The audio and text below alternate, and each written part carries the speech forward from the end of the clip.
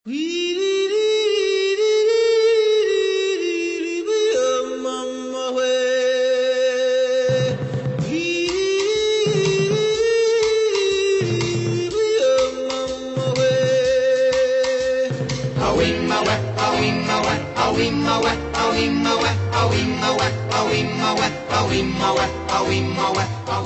за гостување во Скопската зоолошка градина денеска ни е нилскиот коњ Буцо, бидејќи после 6 години добива за среќа водно грејење. Ти дали погодив?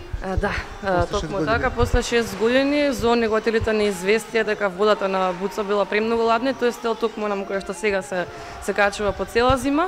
За среќа имаме емпатичен директор Ѓорги Галетановски кој што веднаш реагираше на тоа. Да, нормално секој човек би изреагирал дека му е ладно на 6 години како преживеа зимиве? Не знам, тоа би требало да ги прашате за зоонеготелите кои што го чувале. Сигурно се седела тука надвор, пошто таму има подно грење, му било водно животно е. Да, му било таму топло, меѓутоа во водата сепак сметаме дека недостасувало да му биде топло. Ова се тие како се вика водно грење? Да, овие се 4 радиатори, панели ставени овдека специјално за Буцо, му е топла водата. Мислам дека околу 20 степени до 22 степени е водата топла. Баш имаше коментар дека му било топло како во бања. Така да мислам дека сега Буцо ужива, како што можете да видите од инсертите, се надевам дека ќе му биде така и во иднина. Сите други животни се исто така стоплени, имаме парно, клима, подно грење кај сите, така да оваа зима ќе бидат заштитени. Тоа е најважно.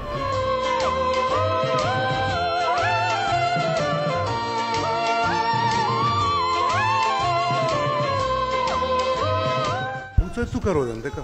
Да, Буцо пристигнал неговата мајка Берта од зоолошката градина во Белград. Бремена, а никој не знае. Бремена не знал и се породила, значи во нашата зоолошка градина, мислам дека од прилика пред 2-13 во Брч.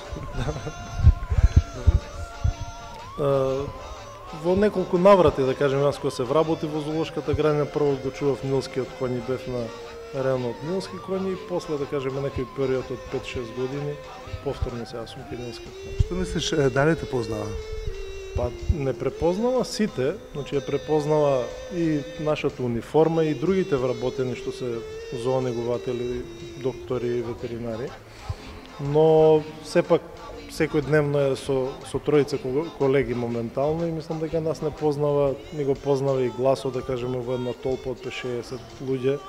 Значи знае да го препознае гласот кога го викаме да се храни или да се внесе во надворешното или во внатрешното живење. Што најмногу јаде и што сака да јаде? Па вака Буцо, бидејќи нилскиот коњ нели станува збор за непреживар, јаде растителна исхрана.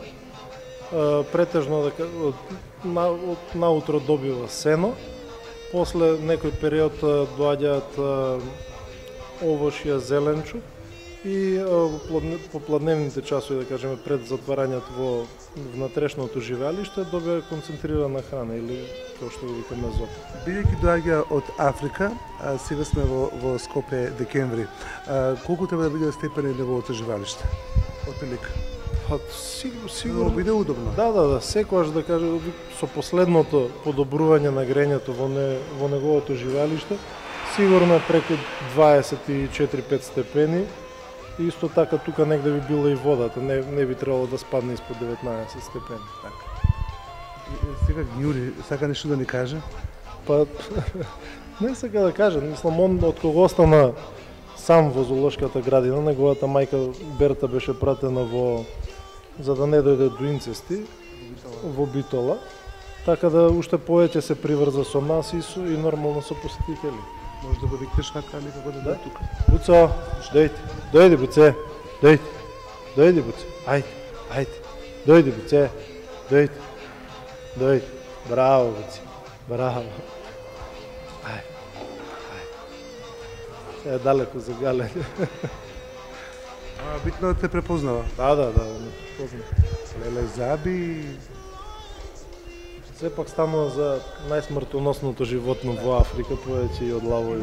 Читав некоја статистика дека најмногу повише убиваат луѓе него зверови.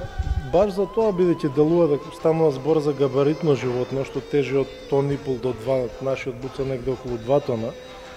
И делува многу тромо и плива под вода, секогаш знае да изненади. ова суштина е за таа килажа и за тој габарит на животно е многу брз.